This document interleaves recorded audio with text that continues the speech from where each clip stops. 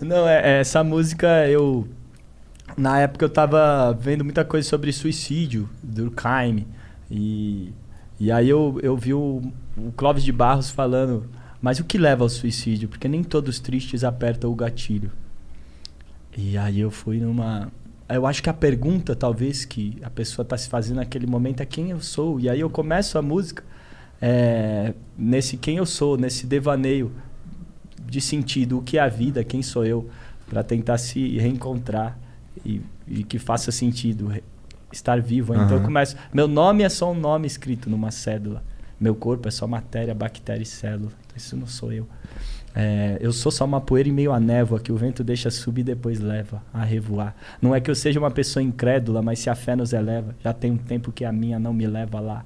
Malévola, a vida pode ser cruel e as mãos que fazem mal também nos trazem mel. Então eu tô questionando, filosofando, é uma crise existencial. Você passou por uma crise existencial muito forte? Eu passei, só que depois que eu fiz a música, eu tive depressão. Eu não sei se já era um prenúncio, mas... Possivelmente. E aí, quando eu escutava a música, eu falei, nossa, eu tô falando que eu passei depois. Talvez já era algo gritando lá dentro que eu ainda tava calando. E é meio niilista que ele falou, né? O niilismo é não ver sentido na vida. Eu acho que toda música minha, de alguma maneira, ainda que eu traga essa reflexão, eu tento trazer uma esperança no fim. Eu acho que até, talvez, a obrigação do artista na sua arte, tentar não trazer só o desespero da vida ou do mundo, mas também uma maneira de transformar isso em algo bom, né? Maneiro. E no refrão, que aí eu já uso Odin, a gente falou do hidromel, e cheguei verdade, o refrão, né? Eu tive que fazer que nem Odin, eu me matei numa forca. Mas foi aí que eu tirei de mim a força. Então, tipo, na época eu tava lendo também sobre mitologia nórdica, fissurado, e eu vi essa história de Odin, que ele se matou para renascer mais forte. Então é uma metáfora com esse momento da depressão. É algo seu que precisa morrer para que esse vazio dê espaço para outra coisa nascer, outra coisa grandiosa, talvez. Então, acho que a reflexão foi essa. O momento que eu escrevi, eu ainda não estava mal, mas estava lendo bastante sobre o tema. Mas o que te deixou mal estava lá? Tava vindo ali. Tava botando a cabeça pra fora d'água. Hoje, olhando pra trás... Isso foi na época que tu meio que fez muito sucesso ou não? Foi na época que você tava melhor do sucesso? Como que foi? Foi na época que eu tava melhor do sucesso. E aí, né, talvez esse êxtase do sucesso não me fez ver certas coisas, que assim como quando o sucesso dá uma baixada, aí veio muita coisa. Eu entendo muito isso que tu tá falando, porque eu meio que passei por isso também, e é foda realmente. E é difícil, como que tu...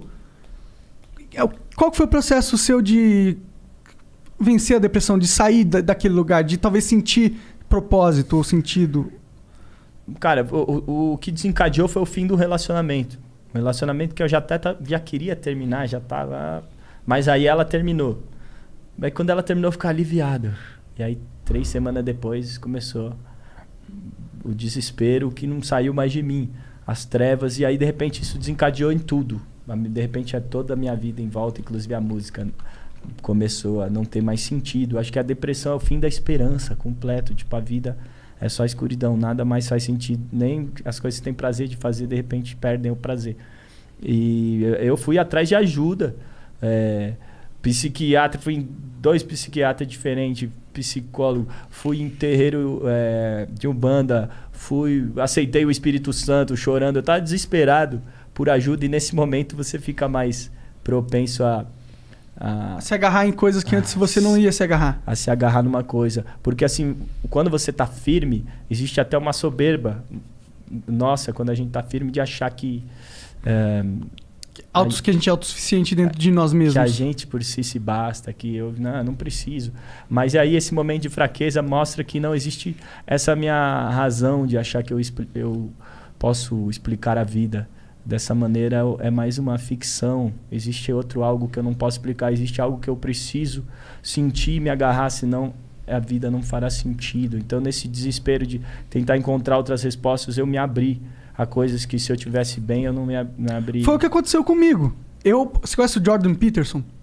Não. Ele é um cara legal pra você... Ele tem um livro chamado 12 Regras pra Vida, e tem um outro livro que é maior e mais complexo, que é um livro antigo dele, que é o que baseia... Você sabe o nome? Não lembro o nome, mano. Descobre aí, Jean, pra nós.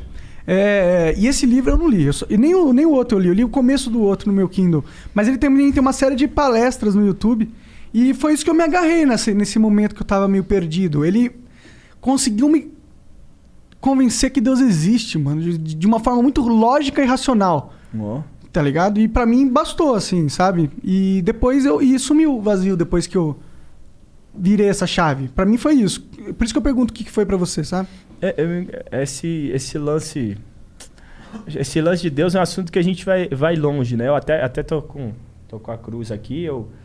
Essa cruz, na verdade, aqui tem São Bento, aqui é a cruz, mas São Bento foi onde o rap nasceu, aqui em São Paulo, no Brasil. Cruz Sacra City E a Relux. Santa Cruz foi onde eu nasci. Entendi. Tá ligado? Mas eu tenho uma fé, que eu não vou dizer que é católica ou cristã, mas eu tenho alguma fé que às vezes eu deposito na música, tá ligado?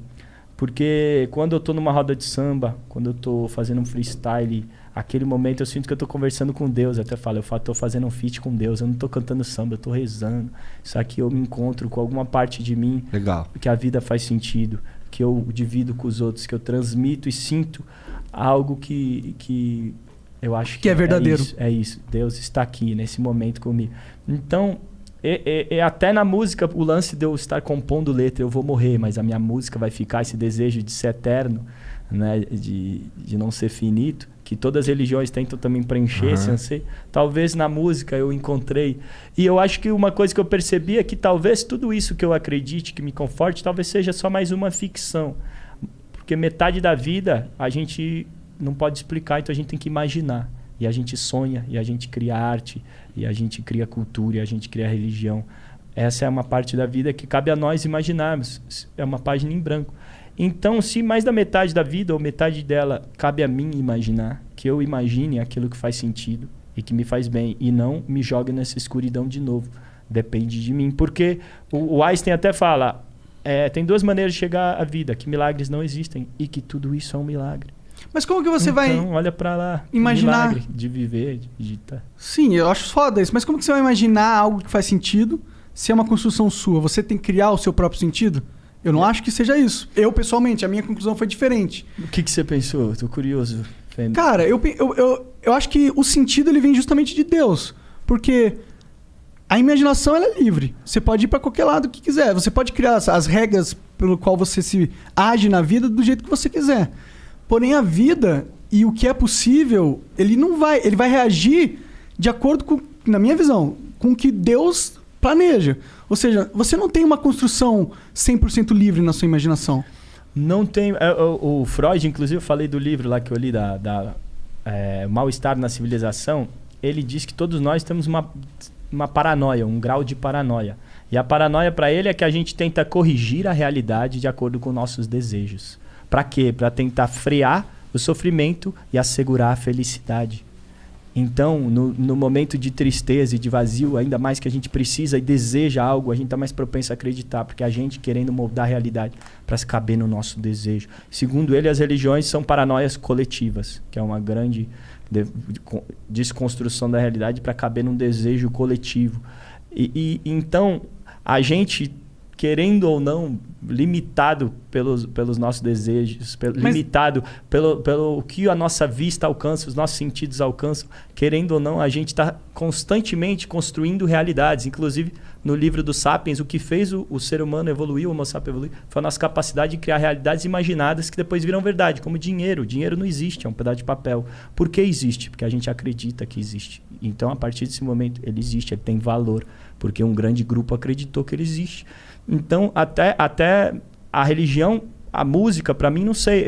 Eu tenho mais dúvida da certeza do que das dúvidas. Eu gosto de manter as dúvidas. E eu tô falando isso, mas assim, eu entendo o que você está falando. Eu acho que precisa acreditar, talvez, em algo divino. Só que o Deus, para mim, ele tá numa roda de samba e o Deus pro outro está, sei lá... Na lógica, às vezes. Claro, então, existe... Deus chega através da gente de muitas formas. Mas será que não é o mesmo Deus? Essa é a minha pergunta, entendeu? Às vezes, por exemplo, tem muitas formas de você falar a mesma coisa. Sacou? Será que isso não é a mesma coisa de muitas formas sendo interpretada por nós? Porque a questão é, os desejos da humanidade são o que vão nos guiar e transformar a realidade em verdade. Mas da onde vêm os desejos da humanidade? Essa é a questão. Da onde vem isso? Então, o que guia esses desejos? Porque eles não são aleatórios, na minha visão. Esses desejos de tentar explicar o mundo é porque o ser humano é o único animal que carrega o cadáver nas costas, que sabe que vai morrer. Então essa sensação de desamparo, de orfandade, às vezes a gente deposita esse desejo num grande pai. O Freud até falava, essa ideia de um grande pai que virou esse Deus para preencher algo, às vezes, que vem até de uma coisa que falta na infância. Mas se Deus não existisse, a gente ia ter que inventar.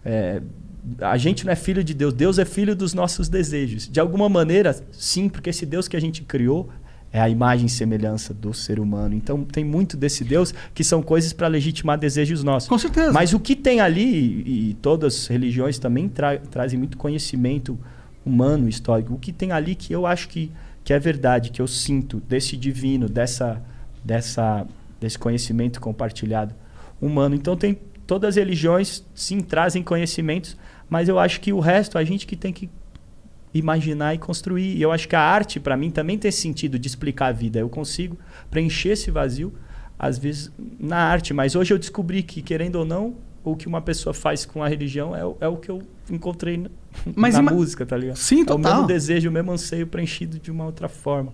Total. Não, eu acho isso muito foda. E isso que dá esperanças, inclusive, para a humanidade, na minha visão. Porque Deus não tá só na forma com que as religiões dizem que Deus é, entendeu? Isso que me traz... tipo, porque seria muito injusto se para conversar com Deus você ter que pertencer a um grupo. É injustiça, não faz, não faz uma regra social. O meu único argumento é, tipo, a gente pode imaginar, mas a imaginação, ela é criação ou ela é descoberta?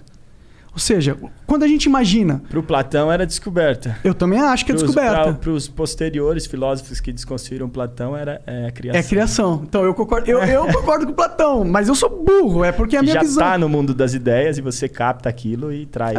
Parece tipo, a imaginação é como um cego tateando uma sala. A sala tá ali, ele só não enxerga. Então, para ele conseguir ter uma noção de como é a sala, ele tem que ir aos pouquinhos, encostando em cada quina da sala. E aí, quando ele começa, ele não tá vendo a sala, ele não sabe se é uma sala. Ele vê só a cadeira, ele clica... Para mim, a imaginação é isso. A imaginação não é como se você estivesse criando uma cadeira. A cadeira tá lá. Mas... Você tá usando ela para conseguir enxergar na cadeira. Porque a imaginação, ela não é infinitamente livre. Tudo que você imagina é algo que você já viu. Não é. Então, até a construção de ferramentas e de arte são coisas que não é que você imaginou do nada. São coisas, eu juntei isso, que eu já conheço e transformei nisso. Então, a criação vem até de lances da memória ou de coisas que a gente viu. Eu tenho bastante poema ou coisa que eu toco no lance da religião. Em alguns eu sou mais cético, em outros não. Tem um que eu falo, Deus não está no templo, está no tempo. No templo todo mundo é santo, no tempo nem tanto. O que você faz com o seu tempo diz mais quem você é do que sua fé, eu te garanto. Eu já vi homens fiéis serem cruéis e desonestos. Eu já vi homens ateus honrando Deus com seus gestos. Deus não está no templo, está no exemplo. E tem um outro que eu fiz recentemente que eu venho assim, um crente cético. Tem dias que eu penso assim, como crer em Deus se eu não creio nem em mim? Mas tem dias que eu tenho tanta fé que quando eu canto é como se um santo se ajoelhasse no meu pé. E o que metade de mim duvida, a outra caneta. Quando uma parte me esvazia, a outra me completa. Busco a medida certa da minha contradição. Minha razão me fez filósofo, meu coração me fez poeta. Então esses meus dois lados em constante conflito. E agora eu estou questionando a sua ideia, mas eu também creio nela, muitas vezes eu creio. Eu canto músicas como a do Serginho Miriti. Deus é maior, maior é Deus, e quem está com ele? Eu me emociono. Da onde vem isso? Da onde vem essa conexão? Então aqui eu tô acreditando, eu acredito. Mas às vezes eu volto atrás, tá ligado? É muito louco. Sim, total. É louco ficar te ouvindo falar, porque eu sempre fico esperando vir um poema. Uma rima. E é impressionante como tu lembra das paradas. De verdade, tá ligado? Porque assim, esse assunto aqui ninguém esperava. Tipo, tu não decorou ele antes de vir pra cá. Tá ligado? E aí tu solta aí os poemas que tu fez e eu falei, caralho, o maluco é pica mesmo. Tem bastante. Tem agora eu não sei se esse filho da puta tá inventando agora ou se ele tá escrevendo essa porra mesmo. Porra, se tiver inventando, ele é pica mesmo. Muito pica.